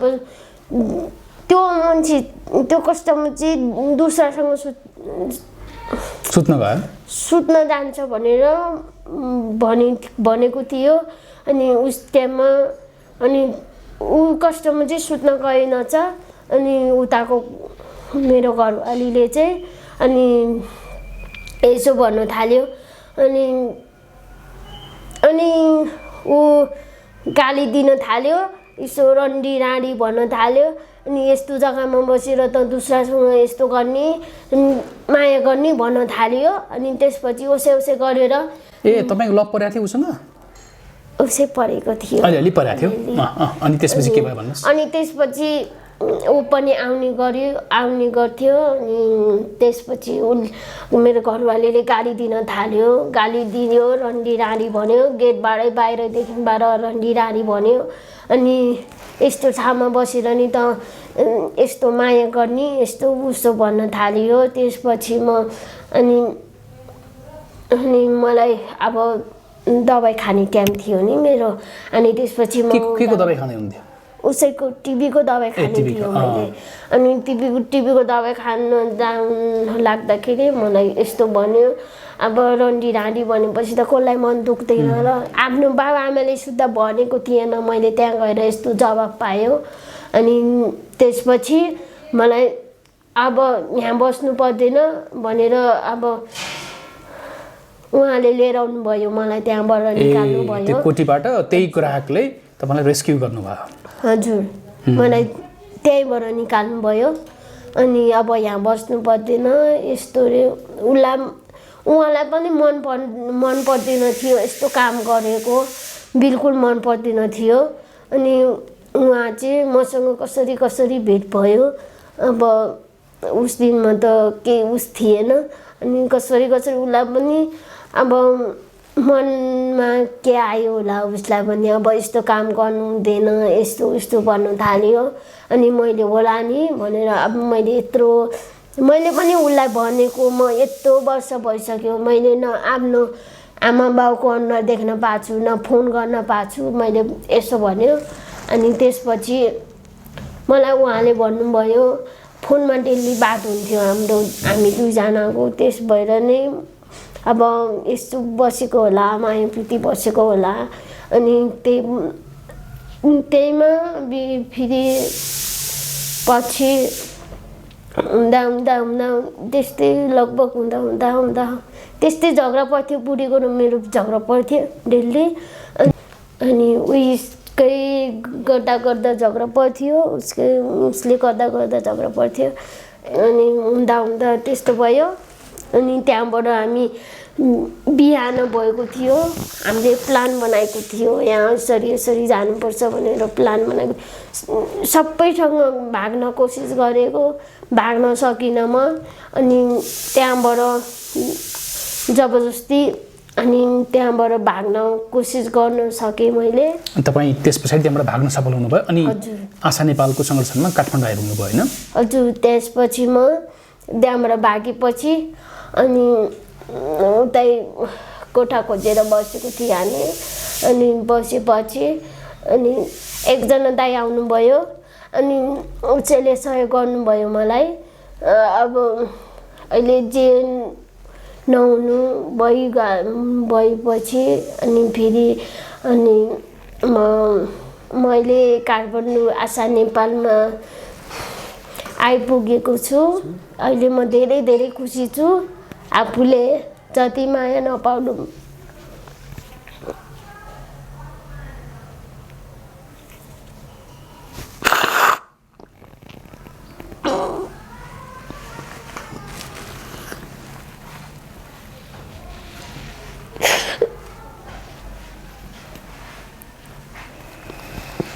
तपाईँले जुन आशा नेपालमा अहिले माया पाउनु भएको छ त्यो सम्झेर तपाईँ भावुक हुनुभयो होइन?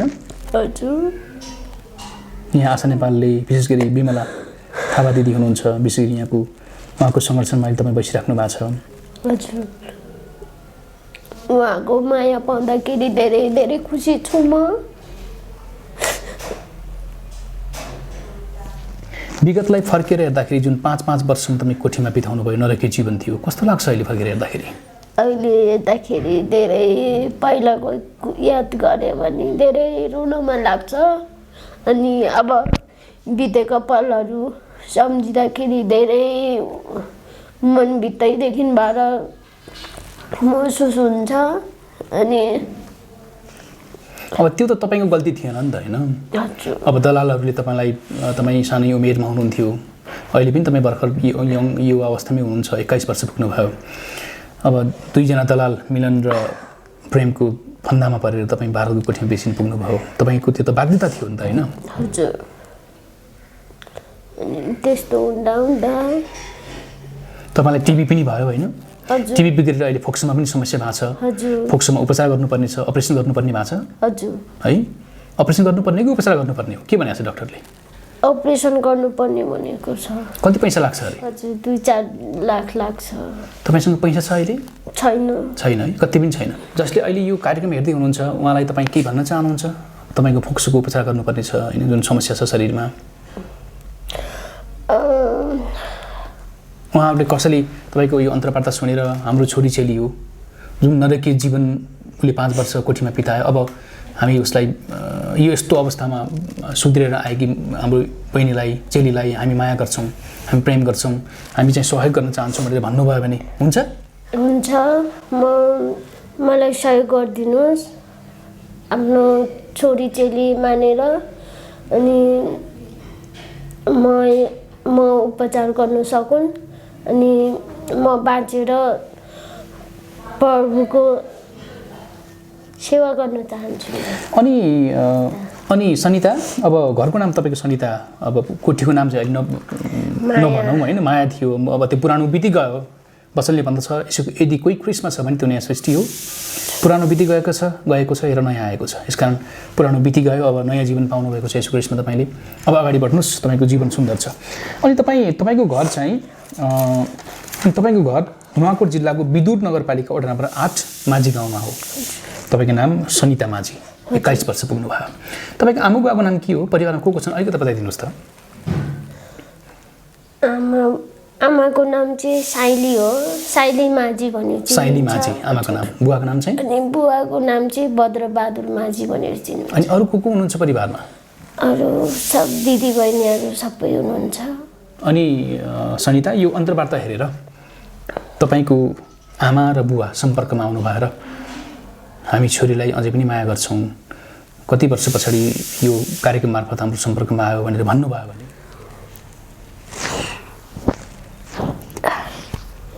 यो बिचमा कहिले सम्पर्क भएन आमा बुवासँग? फोनमा कुरा पनि भएन? कहिले भएन। भएको छैन? हजुर। यो अन्तर्वार्ता गरिँदासम्म पनि तपाईँको कुरा भएको छैन? हजुर। तपाईँ कहिले जान चाहनुहुन्छ आमा के अरे नुवाकोटमा? अब चाँडोभन्दा चाँडो जानु चाहन्छु। भेट्न चाहनुहुन्छ आमा बुवालाई? अब यस पछाडिको तपाईँको योजना के छ सनिता?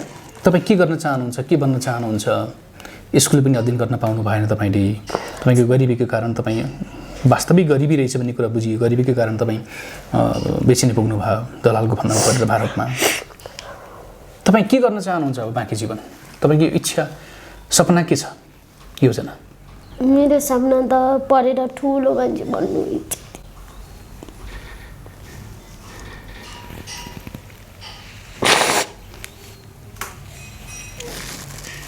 दर्शकबिन उहाँले आफूलाई सनिता माझी जो दलालको फन्दामा परेर आजभन्दा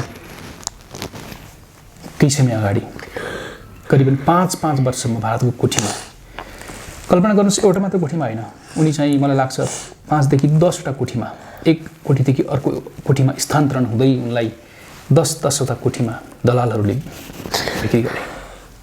नेपाली जो तपाईँ हाम्रै दाजुभाइ हुनुहुन्छ, मिलन तामाङ र प्रेम तामाङ, उहाँहरूको सम्भवतः यो अफिसियल नेम नहुन सक्छ, उनीहरूले यो नाम बदलेको हुनुपर्छ। उनी यो गिरोहले उनलाई अन्ततः भारतमा बेचेर 5 वर्षसम्म एउटा नरकीय जीवन बिताउनु पर्यो। यति दर्दनाक कथा छ। उनले कति कुरा उनले अहिले यो सनिता बहिनीले भन्नै सक्नुहुन्न, उनलाई सम्झना पनि छैन। जब पहिलोपटक उनलाई कोठीमा लगियो त्यतिखेर त्यहाँ मालकिनीले उनलाई उनको शरीरलाई अलिक हष्टपुष्ट र फुलेको देखाउनको निम्ति, शरीरको अङ्गहरूलाई फुलेको देखाउनको निम्ति जबरजस्त औषधि सेवन गराइयो उनलाई। अनि त्यहाँदेखि ग्राहक आउन सुरु गरे। एक दिनमा 20 देखि 40 जना ग्राहकले उनीमाथि यौन शोषण गर्थे, जबरजस्त बलात्कार गर्थे, करणी गर्थे। यस्तो नरकीय जीवन उनले बिताउनु पर्यो। अहिले उनलाई हामीले यो प्रश्न गरिरहँदाखेरि कति प्रश्नको जवाब दिनै सक्दैनन्, किनकि उनलाई धेरै कुराहरू थाहा छैन, अर्को कुरा बोल्न पनि आउँदैन अरू जस्तै। फलस्वरूप यस्तै उनको फाइदा उठाएर दलालहरूले, नेपाली दलालहरूले, मानव बेचबिखन गर्ने नेपाली गिरोह अथवा दलालहरूले मिलन तामाङ र प्रेम तामाङ, उनीहरूको नाम हो अरे, उनीहरूले उनलाई बेचे। 5 वर्षसम्मको त्यो नरकीय जीवन उनले अहिले परिकल्पना समेत गर्न सक्दिनन्, फर्केर समेत हेर्न सक्दिनन्। र बाँचेर अब फर्केर आएको छु। आशा नेपालको संरक्षणमा उनी भारतको कोठीबाट रेस्क्यु भएकी छिन् र आशा नेपालको संरक्षणमा अहिले काठमाडौँमा बस्दै आएकी छिन्। र उनलाई अहिले पहिला टिबीको ट्युबरकुलोसिस थियो, निको भयो, अहिले फोक्सोमा समस्या आएको छ। मेडिकल डाक्टरका अनुसार उपचार गर्नुपर्छ अरे भन्ने कुरा हामीले बुझेका छौँ। करिबन 2 देखि 4 लाख रुपियाँ खर्च लाग्छ अरे भन्ने सुनियो। बिमला, आशा नेपालकी प्रमुख बिमला थापाज्यूसँग हामीले यो कुरा गर्दाखेरि 2 देखि 4 लाख रुपियाँ लाग्छ भनेर भन्दै हुनुहुन्थ्यो। यदि तपाईँ सहयोग गर्न चाहनुहुन्छ, आफ्नै चेलीबेटी सम्झेर तपाईँले सहयोग गरिदिनु भयो भने आज यिनी सनिता बहिनीले नयाँ जीवन पाउँथिन्। तपाईँको सहयोगको अपेक्षा गर्दछौँ, हामी यही अपिल गर्न चाहन्छौँ। अन्तमा सनिता, एक दुईवटा केही प्रश्न गर्न मन लाग्यो, क्षमा चाहन्छु। तपाईँको त्यो जुन विगतलाई सम्झेर तपाईँले आफूलाई सम्हाल्न सक्नु भएन, निकै पीडा छ विगतका कुराहरू। एक दिन त मानिसलाई त्यस्तो क्रियाकलाप गर्दाखेरि एक दिन त मानिसलाई निकै पीडादायी हुन्छ भने 5 वर्षसम्म त त्यो त अकल्पनीय कुरा हो। त्यो त मानिसले विचार सोच्न पनि सक्दैन। अघि तपाईँले भन्नुभयो तपाईँ 5 वर्षसम्म कोठीमा 10 देखि 12,000 व्यक्तिहरूले तपाईँलाई यौन शोषण गरे, जबरजस्ती करणी गरे। तपाईँको इच्छा थिएन, त्यो बाध्यता थियो। त्यहाँ अरू नेपाली चेलीहरूको अवस्था कस्तो पाउनुभयो तपाईँले? तपाईँ जस्तै त्यो दुःखमा बसिराखेका छन् होला? म जस्तै थिएँ। के भन्छन् उनीहरू? फर्किन चाहन्छन् नेपाल, घर फर्किन चाहन्छन्? उनीहरू अहिले सबै जेलमा छन्। किन जेलमा? यस्तै काम गरेर, यस्तै दुःख, अब दुःखको भारी बिसायो भने दुःख पाउँछ भन्थे नि, हो रहेछ। अब अरूहरू पनि म जस्तै नारीहरू यस्तो कालो कोठीमा सडिरहेको छन् धेरै नै। उनीहरू त्यहाँबाट उम्किन चाहन्छन् हैन? हजुर, त्यहाँबाट उम्किन चाहन्छन् उनीहरू, तर उम्किनै सक्दिनँ। मैले पनि धेरै कोसिस गरेँ, भाग्न नसकेको। कतिपटक कोसिस गर्नुभयो तपाईँले यो 5 वर्षको अवधिमा? मैले त कतै 3-4 चोटि भयो। अन्ततः तपाईँलाई आशा नेपालले तपाईँलाई रेस्क्यु गर्यो त्यहाँबाट हैन? हजुर, लास्ट। अनि अर्को कुरा के अरे सनिता, अघि तपाईँले सपना, थुप्रै सपना छन्, मै सपना अहिले पनि म सँगालिराखेको छु भनेर भन्दै हुनुहुन्थ्यो। के भन्न चाहनुहुन्छ तपाईँ पढेर? पढ्नेहरू अन्त उमेर छ, उमेरले त सक्दैन पक्कै पनि पढ्न। यदि इच्छा गर्नुभयो भने मानिसहरू बुढेसकालमा पढिराखेका हुन्छन्, तपाईँ त 21 वर्षको हुनुहुन्छ।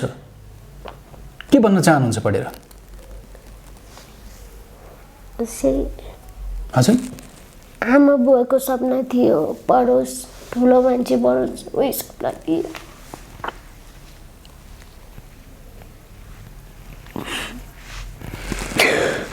अहिले पनि त तपाईँको आमा बुवाले मेरो छोरी आउली फर्केर मेरो सपना पुरा गर्ला भन्ने होला नि त आमा बुवालाई त्यो इच्छा होइन? अब त आशै छैन। घरबाट जस्तो निक्लेको आखिर म अहिले कस्तो छ के केही थाहा छैन। पहिलोचोटि आमा बुवाले भेट्दाखेरि कस्तो होला तपाईँको अनुभूति? के विचार गर्नु भएको छ? अब केही दिन पछाडि आमा बुवाले भेट्छु भन्दै हुनुहुन्छ, नुवाकोट फर्किन्छु आफ्नो घरमा भन्नुभएको छ। कस्तो होला त्यो क्षण तपाईँलाई आमा बुवाले भेट्दाखेरिको? अब आमा बुवालाई त केही अब उस छैन, यस्तो छ। दोष छैन? दोष त छैन। दोस्ती दलालहरूको हो होइन? हजुर, नहिँडेको भए यस्तो हुँदैन थियो होला। गाउँघरमै बसिन्थ्यो, खेलिन्थ्यो, खाइन्थ्यो। गाउँबाट अब जब घरको आँगन दरवाजा नागेर हिँडेपछि छोरी मान्छेलाई गाह्रो हुन्छ भन्छन्। मलाई पनि अब त्यस्तै भयो। जसले तपाईँलाई रेस्क्यु गरे नि, रेस्क्यु गर्न आशा नेपालको संगठनमा आइपुग्न सहयोग गरे नि, हजुर, ती व्यक्ति नेपाली थिए कि इन्डियन थिए? नेपाली नै हो। ए, नेपाली नै हुन्। अहिले पनि तपाईँको सम्पर्कमा हुनुहुन्छ उहाँ? उहाँ अहिले 4 हप्ता भयो, फोन गर्न पाएको छैन। अब यसपछिको जिन्दगी तपाईँ कसरी बिताउन चाहनुहुन्छ? अब बितेको पल सम्झेर केही उस छैन, केही फाइदा छैन। ठिक भन्नुभयो। अब केही काम गरेरै जीवन बिताउने सोच छ मेरो चाहिँ। तपाईँलाई कसैले केही सहयोग गर्नुभयो भने अथवा आर्थिक सहयोग गर्नुभयो भने तपाईँको निम्ति स्वीकार्योग्य छ? तपाईँ लिनुहुन्छ त्यो? के गर्नुहुन्छ? हुन्छ, म बिरामी छु, सहयोग गरिदिनु होला। पैसाको आवश्यकता छ अहिले होइन? तपाईँको के अरे फोक्सो उपचार गर्नु छ, त्यस निम्ति तपाईँलाई आर्थिक कुराको खाँचो छ अहिले। हजुर। अन्तमा के भन्न चाहनुहुन्छ दर्शकवृन्दलाई, तपाईँको आमा बुवालाई जो नुवाकोटमा हुनुहुन्छ? तपाईँको आमा बुवाले पक्कै पनि यो कार्यक्रम हेर्न पाउनुहुनेछ, मलाई लाग्छ, विश्वास छ तपाईँको सम्पर्कमा आउनुहुनेछ उहाँहरू। आमा, तपाईँले भन्दाखेरि कुराहरू नमान्दाखेरि घरबाट निस्केर आएँ। म काठमाडौँ आएँ। काठमाडौँ आएपछि दलालको हातमा परेँ। कालो कोठीमा लगेर बेचिदिए मलाई।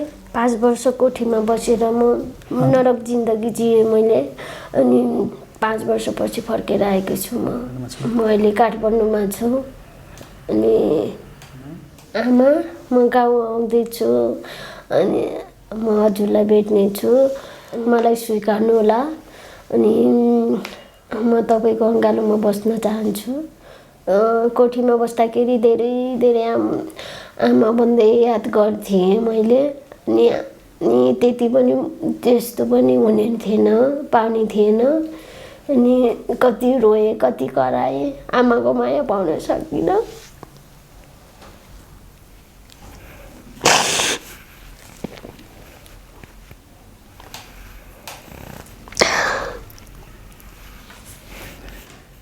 आमा, 5 वर्षपछि फर्केर आएको छु म।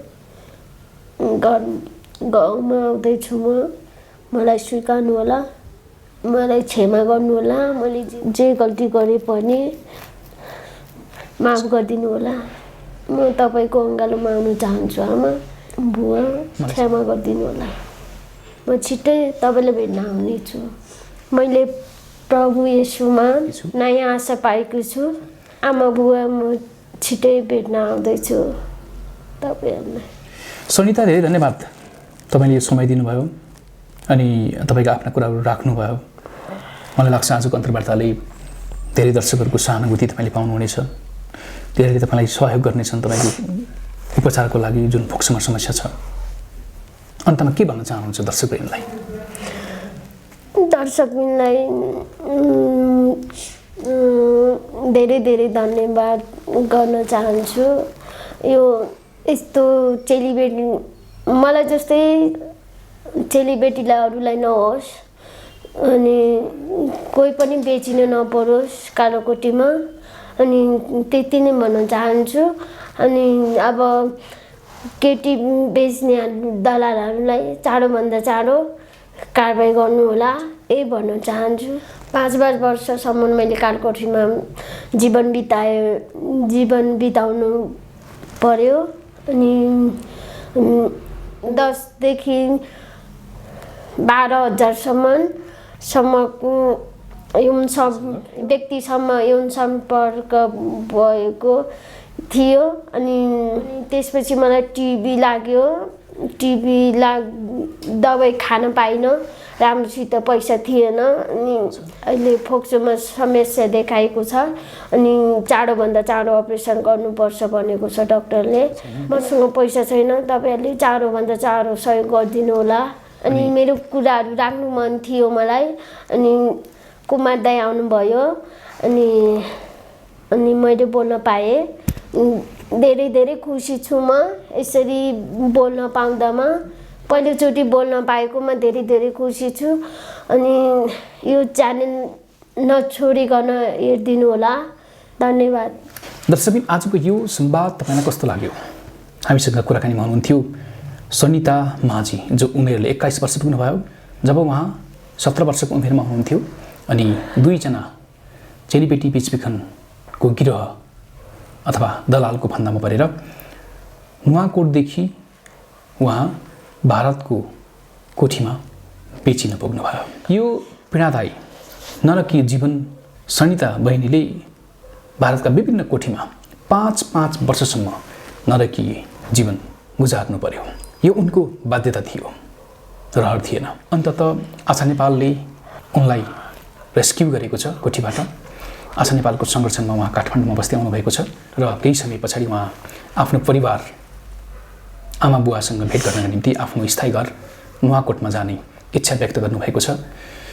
त्यसको निम्ति तपाईँ केही सहयोग गर्न सक्नुहुन्छ। आर्थिक सहयोग गर्न चाहनुहुन्छ भने तपाईँ आर्थिक सहयोग गर्न सक्नुहुन्छ। अर्को कुरा, तपाईँले ख्याल गर्नुभयो होला, सुन्नुभयो होला, मलाई यो प्रश्न उहाँलाई सोध्न मन थिएन, तर पनि बहिनीले म मेरा कुराहरू राख्छु र ताकि म जस्तै अरू चेलीबेटीलाई भविष्यका दिनमा यस्तो कालकोठरीमा बस्नु नपरोस्, त्यो नरकीय जीवन जिउनु नपरोस् भनेर म आफ्ना कुराहरू राख्छु भनेर उहाँले भन्नुभयो।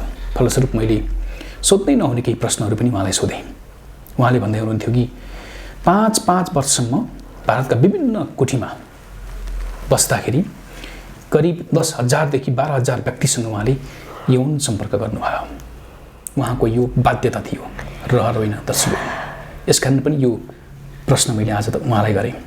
टिनेजमै बाध्य भएर कोठीमा उनी बेचिन पुगिन्। यो कारुणिक कथा हामीले तपाईँलाई सुनायौँ। अनि उनलाई टिबी भयो, अवैध सम्बन्ध भइसके पछाडि गर्भवती पनि भइन्।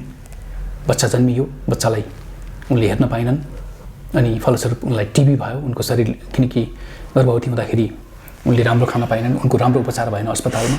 उनको बच्चा कसैले, कुनै व्यक्तिले आफ्नो संरक्षणमा लियो स्याहार सुसारको निम्ति। अहिले पनि बच्चासँग सम्पर्क छैन, जिउँदो छ या मरेको छ, त्यो बच्चाको अवस्था के छ उनलाई केही पनि थाहा छैन। त्यसपछि उनलाई अहिले फोक्सोको समस्या देखिएको छ। उनी रातभरि सुत्न सक्दिनन्, रातभरि खोक्छिन्। अनि केही समय अगाडि काठमाडौँमा उनको कुनै अस्पतालमा उपचार हुँदाखेरि डाक्टरले उनको फोक्सोमा समस्या भएको कारण अपरेसन गर्नुपर्ने बताइएको छ। फलस्वरूप उनीसँग पैसा नहुँदाखेरि उनले पैसाको निम्ति अपिल पनि गरेकी छिन् तपाईँ समक्ष। यसकारण तपाईँ सहयोग गर्न, यसकारण सनिता माझी बहिनीको निम्ति तपाईँ उहाँको उपचारको लागि आर्थिक सहयोग गर्न चाहनुहुन्छ भने तपाईँलाई यो अपिल म गर्न चाहन्छु, तपाईँ उहाँलाई सहयोग गर्न सक्नुहुन्छ। दर्शकबिन, कोही पनि चेलीबेटी यसरी बाध्य भएर भारतको कोठीमा बेचिनु नपरोस्। गरिबीको फाइदा उठाएर चेलीबेटी बेचबिखन र ओसार पसार गर्ने गिरोह जुन दलालहरू सक्रिय छन् नेपालमा, उनीहरूलाई कानुनी कठघरामा ल्याइयोस्, उनीहरूलाई सम्बन्धित निकायले कारबाही गरोस्। यो त एउटा प्रतिनिधि उदाहरण मात्रै हो। आज हजारौँ नेपाली चेलीबेटीहरू भारतको कोठीमा, त्यसै गरी तेस्रो मुलुकमा पनि बेचिएका छन्। यो चाहिँ यो नेपाली चेलीबेटीहरूको निम्ति बाध्यता पनि हो। यसकारण यसको रोकथाम र नियन्त्रणका निम्ति सम्बन्धित निकायको ध्यान जाओस्, यही अपिल गर्दै कार्यक्रमबाट कुमार सिंह विष्ट बिदा हुन्छु। जयमसी नमस्ते। दर्शकबिन भर्खर मात्र तपाईँले सुन्नुभयो सनिता माझीसँग गरेको यो अन्तर्वार्ता। सनिता माझीको अवस्था निकै गम्भीर छ र आशा नेपालको संरक्षणमा अहिले उहाँ काठमाडौँमा हुनुहुन्छ। पछिल्लो समय 5 वर्षसम्म भारतको कोठीमा नरकीय जीवन बिताउन उनका निम्ति बाध्यता थियो। 2 जना नेपाली दलालहरूको फन्दामा परेर नुवाकोटबाट उनी अन्ततः भारतको कोठीमा बेचिन पुगिन् र अहिले त्यस पछाडि उनको शारीरिक अवस्था त्यति सबल छैन, शारीरिक रूपमा अलि अशक्त थिइन्। उनी अहिले अस्वस्थ थिइन्। कोठीमै रहँदाखेरि उनलाई ट्युबरकुलोसिस भयो। त्यस पश्चात त्यसको राम्रो उपचार नभएपछि उनलाई अहिले पछिल्लो समय काठमाडौँ आइसके पछाडि फोक्सोमा निकै समस्या देखिएको छ। फोक्सोको उपचार गर्नुपर्ने डाक्टरले त्यसरी सुझाएका छन्। यही विषयमा हामी आशा नेपालकी प्रमुख बिमला थापाज्यूसँग यो संवाद गर्दैछौँ। उनी चाहिँ रेस्क्यु नेपालको संरक्षणमा कसरी आइपुगिन्? सनिता माझी आउनुहोस् हामी आशा नेपालकी प्रमुख समाजसेवी आशा नेपाल, जसले विगत 22 वर्षभन्दा लामो समयदेखि ह्युमन ट्राफिकिङको बिचमा र सामाजिक काममा देश नेपालमा सेवा पुर्याउँदै आइराखेको छ। र आशा नेपालकी प्रमुख बिमला थापाज्यूसँग हामी सनिता माझीलाई आशा नेपालले अन्ततः भारतको कोठीबाट कसरी रेस्क्यु गर्न पुग्यो, उनको अहिले हालको स्वास्थ्य स्थिति कस्तो छ, यिनी विषयमा केन्द्रित रहेर हामी छोटो संवाद गर्छौँ। स्वागत गरौँ उहाँलाई। स्वागत छ तपाईँलाई कार्यक्रममा। धन्यवाद। सनिता माझी तपाईँहरूको सम्पर्कमा हजुर अन्ततः कसरी आइपुग्नु? तपाईँले सनिता माझी जस्ता थुप्रै हाम्रा चेलीबेटीहरूलाई रेस्क्यु गरिसक्नु भएको छ यो 22 वर्षको अवधिमा। थुप्रै उल्लेख्य काम गरिसक्नु भएको छ। अन्ततः सनिता माझीकै केसमा कुरा गर्दाखेरि चाहिँ, उनको हकमा कुरा गर्दाखेरि उनलाई चाहिँ तपाईँले अन्ततः कसरी रेस्क्यु गर्नुभयो कोठीबाट? हामीसँग चाहिँ हाम्रो टिम छ अनि हाम्रो टिमले चाहिँ उसको नम्बर पाएको थियो अनि ऊ चाहिँ एकदमै पीडामा छ भन्ने कुराहरू हामीलाई पहिलेदेखि थाहा थियो। हामीले अलिक पहिले नै रेस्क्यु गर्नुपर्ने थियो अनि केही मान्छेहरूले चाहिँ रेस्क्युको नाटक गरेर उसलाई चाहिँ लुकाउने, फेरि त्यही ठाउँमा लगेर बेचिदिने, तपाईँले थाहा पनि पाइसक्नुभयो होला। त्यस्तो पनि भयो होइन। अनि पहिले रेस्क्यु हुनुपर्ने मान्छे अनि मलाई चाहिँ चिने जानेकै मान्छेबाट त्यस्तो व्यवहार भयो है? अब केही चिने जानेकै भन्नु पर्ला, अब नाम अहिले नलिउँ हामीले होइन।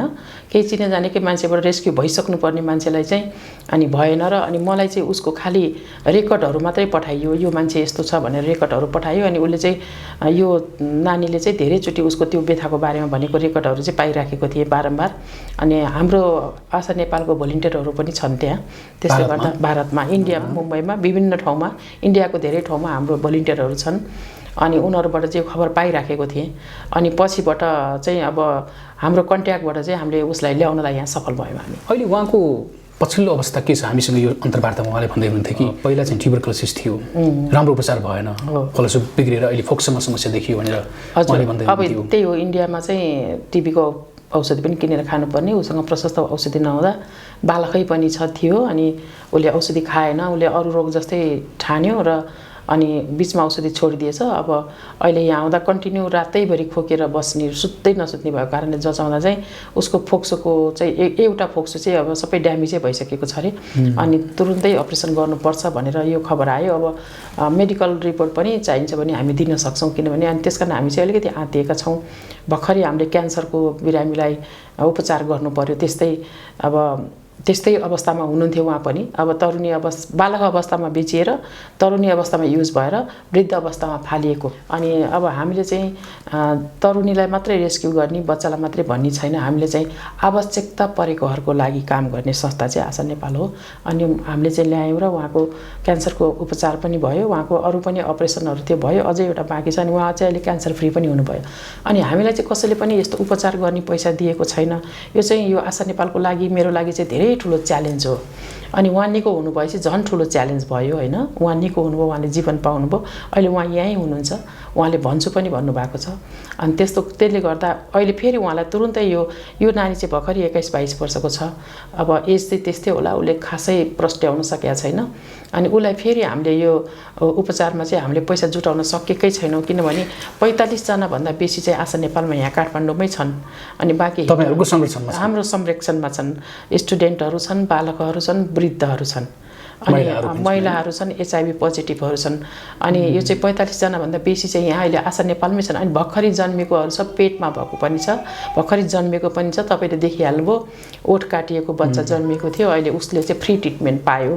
हैन त्यसको लागि चाहिँ हामी खुसी छौँ अनि हरेक किसिमका गर्दा हामीले 45 भन्दा बेसीलाई खुवाउनु पर्छ अनि एकदमै अहिले यो उपचारको बेलामा र लकडाउनको बेलामा हामीलाई पैसा पनि कम भयो यसपालि हाम्रो रनिङ कस्ट पनि कम भयो र अनि यसरी बिरामीहरू पनि बढेकोले हाम्रो समस्या धेरै नै छ अनि जहाँ पाए त्यही समस्या देखाएर पनि केही फाइदा छैन कसैले दिँदा पनि दिँदैन अनि यो नानीको एउटा रोग चाहिँ मेरो लागि फेरि च्यालेन्ज हुन आएको छ जस्तै सनिताकै कुरा गर्दाखेरि जस्तो यहाँले केही समय अगाडि काठमाडौँको कुनै अस्पतालमा उपचारका लागि लिनुभयो हजुर मेडिकल डाक्टरको सल्लाह अनुसार चाहिँ उहाँको फोक्सोमा समस्या भएको कारण शल्यक्रिया गर्नुपर्ने अवस्था छ शल्यक्रिया गर्नुपर्ने भयो त्यसको निम्ति कतिसम्म उपचार खर्च लाग्ने रहेछ केही थाहा गर्नुभयो यहाँले अब यो चाहिँ मलाई अहिले तुरुन्तै चाहिँ थाहा भएको छैन अब फेरि आज जानु पर्थ्यो आज चाहिँ हामी यही कुरा गर्न लाग्यौँ तर करिबन 2-4 लाख 2-4 लाख भन्दा कम्तीमा त हुँदैन होला जस्तो लागिरहेछ त्यसो भए यदि हाम्रो दर्शकवृन्द जसले यो कार्यक्रम सुन्दै हुनुहुन्छ होइन सनितासँगको अन्तर्वार्ता पनि उहाँले सुन्नुभयो र तपाईँ आशा नेपालको प्रमुख हुनुहुन्छ विगत 22 वर्षभन्दा लामो समयदेखि यहाँले सामाजिक सेवा गरिराख्नु भएको छ देशमा विशेष गरी ह्युमन ट्राफिकिङको बिचमा त्यस्तै बेचिएका महिलाहरूलाई रेस्क्यु गर्ने होइन यो सजिलो काम होइन जोसुकैले गर्छु भनेर रुपियाँ पैसा भएर पनि सक्छु भनेर सकिने काम पनि होइन विशेष गरी एउटा यसको निम्ति एउटा दर्शन र बोझ हुनुपर्छ विशेष गरी यो दर्शन र बोझ लिएर यहाँ अगाडि बढिराख्नु भएको छ अनि यदि कसैले दर्शकवृन्दले जो देश विदेशबाट हामीलाई यो अन्तर्वार्ता हेर्दै हुनुहुन्छ हामी चाहिँ त्यो बहिनीको उपचारको लागि केही सहयोग गर्न चाहन्छौँ आर्थिक रूपमा भने सम्पर्क गर्ने आधार के छ बताइदिनुहोस् न तपाईँलाई सम्पर्क गर्ने आधार त अब त्यही मेरो फोन नम्बर हो अनि अब कसैलाई फोन नम्बर चाहिँ त्यो भयो फोन नम्बर भनिदिनुहोस् न फोन नम्बर 9851059207 अब यो चाहिँ मेरो नम्बर भयो 98510 59207 हजुर अनि हजुरहरूले त्यो हाम्रो वेबसाइट हेर्नु भए पनि हुन्छ आशा नेपालको पेज हेर्नु भए पनि हुन्छ हजुरहरूले फेसबुक पेज पनि छ अनि आशा नेपालको ब्याङ्क अकाउन्ट पनि छ हुन्छ धन्यवाद यहाँले यो अमूल्य समय दिनुभयो अनि 22 वर्षभन्दा लामो समयदेखि सामाजिक सेवा गरिराख्नु भएको छ हजुर बेचिएका चेलीबेटीहरूलाई रेस्क्यु गर्ने काम गरिराख्नु भएको छ यो एकदम रिस्की काम हो हजुर जोसुकैले सक्दैनन् यो सेवामा लागि पर्नुभएको छ अगाडि बढ्दै जानुहोस् हाम्रो प्रार्थना धन्यवाद शुभकामना छ तपाईँलाई धन्यवाद